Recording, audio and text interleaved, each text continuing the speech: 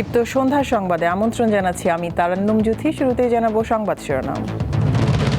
Family card কর্মসূচির উদ্বোধন করলেন প্রধানমন্ত্রী। আগামী মাসে চালু হবে কৃষক কার্ড।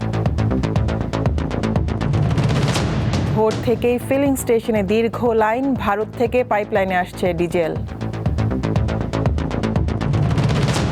যুক্তরাষ্ট্র নয়, যুদ্ধের সমাপ্তি টানবে ইরান, ইসলামী বিপ্লবী গার্ড বাহিনীর হুঁশিয়ারি।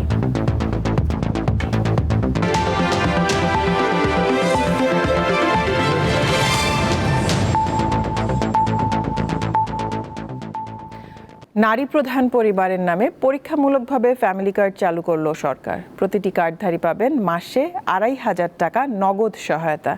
আজ রাজধানীর বনানীতে টিএনটি খেলার মাঠে এই কর্মসূচির উদ্বোধন করেন প্রধানমন্ত্রী তারেক রহমান। সুবিধাভোগীর তালিকায় আছেন ৩৭,৫৬৭টি পরিবার।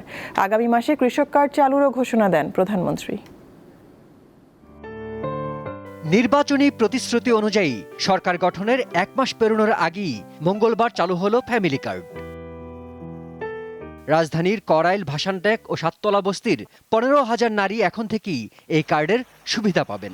সকালে মোবাইল ফোনে সুবিধাভোগীদের কাছে অর্থ জমা হওয়া সরকারি বার্তা পৌঁছানোর পর অনুষ্ঠান স্থলেই এক আনন্দঘন পরিবেশ সৃষ্টি হয়। মাননীয় প্রধানমন্ত্রী, আমি মহাখালী সাততলা বস্তি থেকে থাকি। আমার ৩ ছেলে মেয়ে। বড় মেয়ে ক্লাস 9-এ পড়ে, ছোট ছেলে ক্লাস 6-এ পড়ে। আমি এই কার্ডটা পেয়ে অনেক খুশি। আপনি এই করা লেপে টিপ দেওয়ার সাথে সাথে আমার অ্যাকাউন্টে টাকা চলে এসেছে, আমি পেয়ে গেছি। আমার এই টাকা দিয়ে আমি আমার সংসারের কিছুটা মুক্ত করতে পারবো, যে আমার স্বামীর পাশে দাঁড়াতে পারবো। একজনের ইনকামে আমরা চলতে পারি না। পারভিন বেগম নামের এক নারীর হাতে প্রথম ফ্যামিলি কার্ড তুলে দেন প্রধানমন্ত্রী তারেক রহমান। পাশে ছিলেন তার সহধর্মিণী ডাক্তার জুবাইদা রহমান। পরে আরও কয়েকজনের হাতে কার্ড তুলে দেওয়া হয়। এ সময় প্রধানমন্ত্রী বলেন, দেশের নারী সমাজকে ক্ষমতায়ন না করে দেশকে এগিয়ে নেওয়া সম্ভব নয়। সমগ্র বাংলাদেশে 14টি জায়গায় বা 14টি উপজেলায় এই কাজ শুরু হয়েছে। এর ভেতরে এই মুহূর্তে প্রায় 37,000 নারী অংশগ্রহণ করছেন। আজকে আমার জন্য যেমন একটি ইমোশনাল দিন, আমি মনে করি আমার সরকার এবং আমার দল বাংলাদেশ জাতীয়তাবাদী দলের জন্য একটি ঐতিহাসিক এবং একটি ইমোশনাল দিন। সরকার আগামী 5 বছরে 4 কোটি পরিবারের কাছে এই ফ্যামিলি কার্ড তুলে দেবে বলে জানান তারেক রহমান। প্রতিশ্রুতি অনুযায়ী দেওয়া হবে কৃষক কার্ডও। আজকের এই অনুষ্ঠানে আমরা যেভাবে 37,000 মানুষের কাছে, 37,000 নারীর কাছে আমরা ফ্যামিলি কার্ড তুলে দিতে সক্ষম হয়েছি, ঠিক একইভাবে আগামী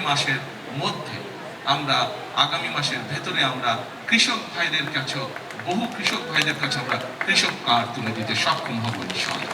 পাইলট পর্যায়ে এই কর্মসূচি বাস্তবায়নের জন্য চলতি বছরের জুন পর্যন্ত ৩৮ কোটি ৭ লাখ টাকা বরাদ্দ রাখা হয়েছে। এর মধ্যে 25 কোটি 15 লাখ টাকা সরাসরি নগদ সহায়তা হিসেবে সুবিধাভোগীদের কাছে যাবে। বাকি 12 কোটি 92 লাখ টাকা তথ্য সংগ্রহ, অনলাইন সিস্টেম তৈরি ও কার্ড প্রস্তুত সহ অন্যান্য কাজে ব্যয় হবে। শিমুল বাশার, দীপ্ত বার্তাকক্ষ। রাজধানীর ফিলিং স্টেশনগুলোতে আজও দিনভর জ্বালানি তেলের জন্য দীর্ঘ অপেক্ষা।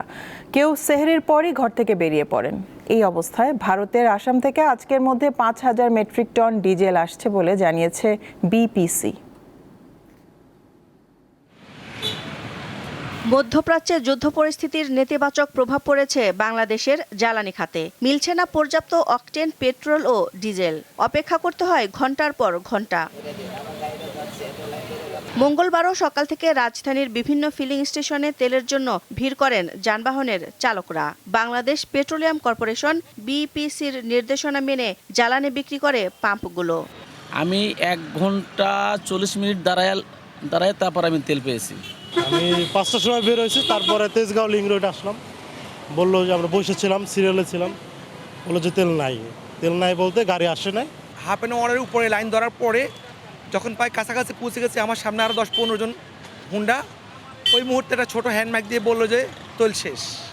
বিপিসি নতুন এক নির্দেশে বলেছে, মহানগর এলাকায় রাইড শেয়ারিং মোটরসাইকেলে সর্বোচ্চ 5 লিটার পেট্রোল বা অকটেন নেওয়া যাবে।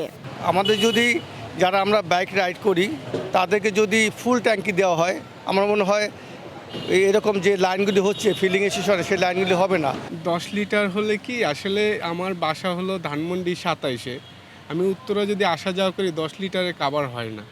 অতি লাভের আশায় এমনটা করা হচ্ছে, কারণ তারা সময়ে 2-1 ঘন্টা চালু রাখতেছে, আবার বলতেছে তেল শেষ। একটা তেলের গাড়ি ঢুকলে এত তাড়াতাড়ি তেল শেষ হওয়ার কথা না। গুলশান লিংক রোডে হাতিরঝিল থেকে ব্যক্তিগত গাড়ির লম্বা লাইন, কেউ কেউ সেহরির পরই ফিলিং স্টেশনে হাজির হয়েছেন। সিয়ারি খাই আসছি, আইসা লাইনে দাঁড়ায় রয়েছি, এখন তেল পাইলে তেল বললাম তেল আইলে তেল দিমু, কয়টা বলে আইব 4টার পরে কখন আর ঠিক নাই। এখন দেখা যাচ্ছে 1 গাড়ি তেল, 1 গাড়ি অকটেন, 1 গাড়ি ডিজেল। এখন দেখা যাচ্ছে 1 গাড়ি অকটেন 1 গাড়ি ডিজেল সিরিয়ালে, ওইখানে তো ধরেন আপনার হাজার হাজার গাড়ি, ওইখানে সিরিয়ালে যদি দেখা যাচ্ছে আমাদের আগে থাকে হয়তো একটু আগে আসবে, যদি পরে থাকে তাহলে হয়তো একটু পরে আসবে। চলমান জ্বালানি সংকট কাটাতে ভারত ও চীনের সহায়তা চেয়েছে বাংলাদেশ সরকার। দেশ দুটি ইতিবাচক সাড়াও দিয়েছে। দিলশা দানি, দীপ্ত সংবাদ, ঢাকা। আন্তর্জাতিক অপরাধ ট্রাইব্যুনালের সাবেক প্রসিকিউটর সাইমুম রেজা তালুকদারের 1 কোটি টাকা ঘুষ দাবির কল রেকর্ড ফাঁসের বিষয়টি তদন্ত করবে প্রসিকিউশন। আজ এমনটাই জানালেন চিফ প্রসিকিউটর আমিনুল ইসলাম। একটি কমিটির মাধ্যমে কল রেকর্ডটি খতিয়ে দেখা হবে। সত্যতা প্রমাণিত হলে নেওয়া হবে আইনি ব্যবস্থা। তবে অভিযোগের বিষয়ে সাইমুম রেজা আনুষ্ঠানিক বক্তব্য দেননি। 2024 সালে আওয়ামী লীগ সরকার পতনের পর পুনর্গঠিত আন্তর্জাতিক অপরাধ ট্রাইব্যুনালে চিফ প্রসিকিউটর তাজুল ইসলামের নেতৃত্বে 17 জন প্রসিকিউটর কাজ করেন। ত্রয়োদশ জাতীয় সংসদ নির্বাচনে বিএনপি ক্ষমতায় আসার পর ট্রাইব্যুনালের প্রসিকিউশনে পরিবর্তন আসে, সরিয়ে দেয়া হয় তাজুলকে। একটি ফোন কলের রেকর্ড ফাঁস হওয়ার খবর ঘিরে এখন আলোচনায় প্রসিকিউশন। কলটি সাবেক প্রসিকিউটর সাইমুম রেজার বলে অভিযোগ উঠেছে। কলের রেকর্ড অনুযায়ী জুলাই গণ অভ্যুত্থানে চট্টগ্রামে নিহত কলেজ ছাত্র ওয়াসিম আকরাম হত্যা মামলায় সাবেক সংসদ সদস্য ফজলে করিম চৌধুরীকে খালাস করিয়ে দেওয়ার আশ্বাসে তার স্বজনদের কাছে 1 কোটি টাকা ঘুষ চেয়েছেন তৎকালীন প্রসিকিউটর সাইমুম রেজা তালুকদার। ফজলে করিম রাউজান থেকে আওয়ামী লীগের টিকিটে নির্বাচিত হয়েছিলেন। বর্তমানে তিনি কারাগারে আছেন। আমি আপনাকে সরাসরি বলি, আমি কিছু একটা অ্যামাউন্ট এক্সপেক্ট করছি। হ্যাঁ অবশ্যই, আমি আসলে তুমি বলো, আমি ভেঙে ভেঙে হলো আমি পোষাবো আর কি। ওনার ব্যাপারে আমার একটা এক্সপেকটেশন থাকবে যে এক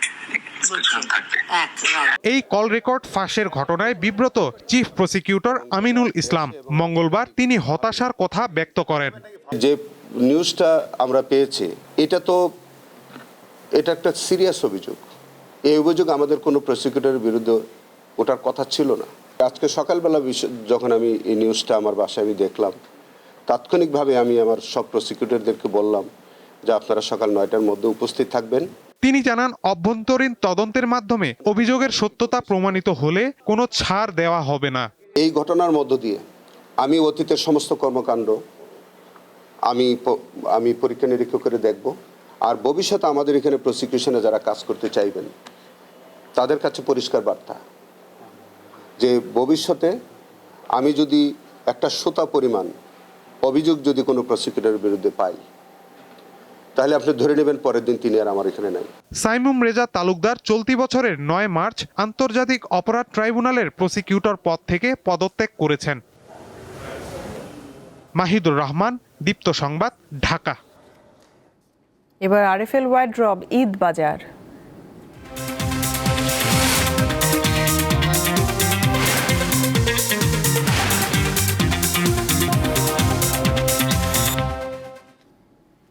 পবিত্র ঈদ উল ফিতরকে সামনে রেখে রাজধানীতে জমে উঠেছে কেনাকাটা। বিভিন্ন বিপণী বিতানে এখন ক্রেতাদের উপচে পড়া ভিড়। সকাল থেকে গভীর রাত পর্যন্ত পরিবার পরিজন নিয়ে পছন্দের পোশাক ও প্রয়োজনীয় সামগ্রী কিনতে ভিড় করছেন ক্রেতারা। রাজধানীর মার্কেটগুলোতে দোকানে দোকানে নতুন পণ্যের পসরা, ক্রেতাও রয়েছে বেশ। জমে উঠেছে ঈদের কেনাকাটা। ঈদ উপলক্ষে রাজধানী ছাড়ার আগে ভাগেই অনেকে কেনাকাটা সেরে ফেলার দিকে নজর দিয়েছেন। আনন্দ ও উচ্ছ্বাস নিয়ে কেনাকাটা করছেন তারা। এবার ঈদকে ঘিরে নারীর পোশাকে এসেছে নানা বৈচিত্র্য। ফার্সি সালোয়ার কামিজ, পাকিস্তান ভারতীয় নকশা ও প্যাটার্নের নানা পোশাক, kurti, single kameez, two piece, sharara, গারারার দেখা মিলেছে দোকানগুলোতে। আমার আব্বু আমার 2 বোনের সাথে আসছি, আর মোটামুটি শেষই প্রায় কেনাকাটা। এর আগে জুতো কিনেছি, এখন জামা কিনতে আসছি। শপিং আসলে এখনো শেষ হয় নাই, আজকে আসছি, আরো কিছু শপিং বাকি আছে। যার যেরকম মনে করেন নেবে প্রাইস, ওইরকম রিজনেবল এর মধ্যেই আছে। আমার ছেলে মেয়ের জন্য কিছু জামা কাপড় কিনলাম, নিজেরটা এখনো শেষ করি নেই, মাত্র শুরু করলাম, আমাকে দিয়ে শুরু করলাম। দোকানিরা জানান ধীরে ধীরে ক্রেতা সমাগম অনেক বেড়েছে বিক্রিও। সবে বরাতের পর থেকেই খুব ভালো সেল দিচ্ছি এবং গতবারের তুলনায় এবার অনেক ভালো কালেকশনও উঠছে এবং সেলও ভালো হচ্ছে। ব্যবসা মোটামুটি খারাপ না, ভালোর দিকেই আছে এবং জিনিসপত্রের দাম ক্রেতাদের মানে কেনার ক্ষমতার ভিতরেই আছে। প্রায় 2 লাখ প্লাস হয়েছে, এই সপ্তাহে একটু 4 থেকে একটু বেশি আশা করতেছি আমরা। প্রতিদিন সন্ধ্যা নামার পর বাড়তে থাকা ভিড় ও রঙিন পোশাকের সমারোহে জমে উঠেছে রাজধানীর মার্কেটগুলো। সঞ্জিতা প্লাবনী, দীপ্ত সংবাদ, ঢাকা। যুক্তরাষ্ট্র নয়, এই যুদ্ধের সমাপ্তি নির্ধারণ করবে ইরান। মার্কিন প্রেসিডেন্ট ডোনাল্ড ট্রাম্পের শিগগিরই যুদ্ধবন্ধের আশ্বাসের জবাবে এই হুঁশিয়ারি দিয়েছে ইরানের বিপ্লবী বাহিনী আইআরজিসি। তার আগে যুক্তরাষ্ট্র ইসরায়েলের শুরু করা যুদ্ধকে ব্যর্থ হিসেবে আখ্যা দিয়েছেন ইরানি পররাষ্ট্রমন্ত্রী আব্বাস আরাকচি। ইরানে যুদ্ধ শুরুর পর প্রথমবারের মতো ট্রাম্পের সাথে ফোনে কথা বলেছেন রুশ প্রেসিডেন্ট ভ্লাদিমির পুতিন। এদিকে ইরানে নতুন করে হামলা শুরু করেছে ইসরায়েল। দেশটির খোমেইন শহরের একটি স্কুলে ক্ষেপণাস্ত্র হামলা চালিয়েছে যুক্তরাষ্ট্র। পূর্ব তেহরানের একটি আবাসিক এলাকায় ভয়াবহ হামলায় প্রাণ গেছে অন্তত 40 জনের। অপরদিকে বাহরাইনে মার্কিন সেনাদের অবস্থান করা হোটেলে হামলার দাবি করেছে ইরান। পাশাপাশি যুক্তরাষ্ট্র ইসরায়েলের হামলা অব্যাহত থাকলে মধ্যপ্রাচ্য অঞ্চল থেকে তেল রপ্তানি বন্ধ করে দেওয়ার হুমকি দিয়েছে ইরানের Islamic revolutionary guards core IRGC. জবাবে ট্রাম্প বলেছেন, হরমুজ প্রণালী দিয়ে তেল সরবরাহ বন্ধ করলে ইরানকে আরও শক্তিশালী হামলার মুখে পড়তে হবে। পাশাপাশি হরমুজ প্রণালী দখল করার কথা ভাবছেন মার্কিন প্রেসিডেন্ট।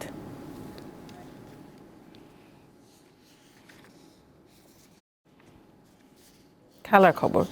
3 ম্যাচ সিরিজের প্রথম ওয়ানডেতে বুধবার বাংলাদেশের মুখোমুখি হচ্ছে পাকিস্তান। মিরপুর স্টেডিয়ামে খেলা শুরু হবে দুপুর 2:15টায়। এই সিরিজ দিয়ে একদিনের ক্রিকেট বিশ্বকাপের প্রস্তুতি শুরু করতে চায় স্বাগতিকরা। অতিথিরাও বাজিয়ে দেখতে চায় তাদের তরুণ তুর্কিদের।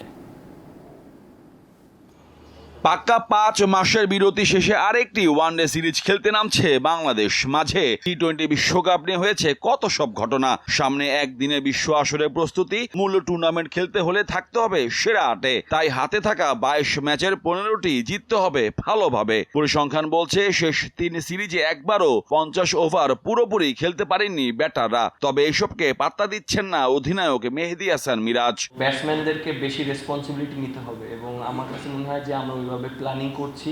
অবশ্যই টিমের যেটা বেস্ট কম্বিনেশন হয় সেটাই আমরা চেষ্টা করছি এবং সেটাই আমরা করব, কারণ এন্ড অফ দ্য ডে আমাদের রেজাল্টটা খুব ইম্পর্টেন্ট। কারণ যেহেতু আমাদের সামনে ওডিআই ওয়ার্ল্ড কাপ, আমাদের র্যাঙ্কিংটাও খুবই ইম্পর্টেন্ট। আমার কাছে মনে হয় যে পারফরমেন্সটা খুবই ইম্পর্টেন্ট প্রত্যেকটা প্লেয়ারের জন্য এবং চ্যালেঞ্জটা খুব ইম্পর্টেন্ট। তারুণ্য নির্ভর এক দল নিয়েই বাংলাদেশ সফরে এসেছে পাকিস্তান। দলের একাধিক সিনিয়র ক্রিকেটারদের পরিবর্তে উদীয়মান নতুন 6 প্রতিভাকে বাজিয়ে দেখার লক্ষ্য সফরকারীদের। একই সাথে 11 বছর পর বাংলাদেশের বিপক্ষে দ্বিপাক্ষিক ওয়ানডে সিরিজ খেলতে এসেছে ম্যান ইন গ্রিনরা। সেবার বাংলা ওয়াশের কথা এখনো ভোলেননি তারা।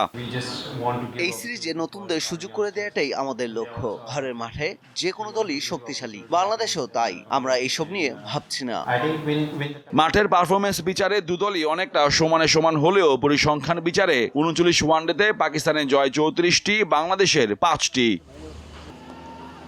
মোহাম্মদ হাসিব, দীপ্ত স্পোর্টস, ঢাকা। শেষ করব সন্ধ্যার সংবাদ শিরোনামগুলো জানাবো আরো একবার। ফ্যামিলি কার্ড কর্মসূচির উদ্বোধন করলেন প্রধানমন্ত্রী। আগামী মাসে চালু হবে কৃষক কার্ড। ভোর থেকে ফিলিং স্টেশনে দীর্ঘ লাইন। ভারত থেকে পাইপলাইনে আসছে ডিজেল। যুক্তরাষ্ট্র নয়, যুদ্ধের সমাপ্তি টানবে ইরান। ইসলামী বিপ্লবী গার্ড বাহিনীর হুঁশিয়ারি।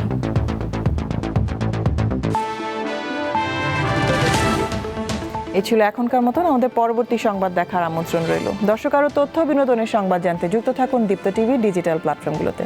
ধন্যবাদ সবাইকে।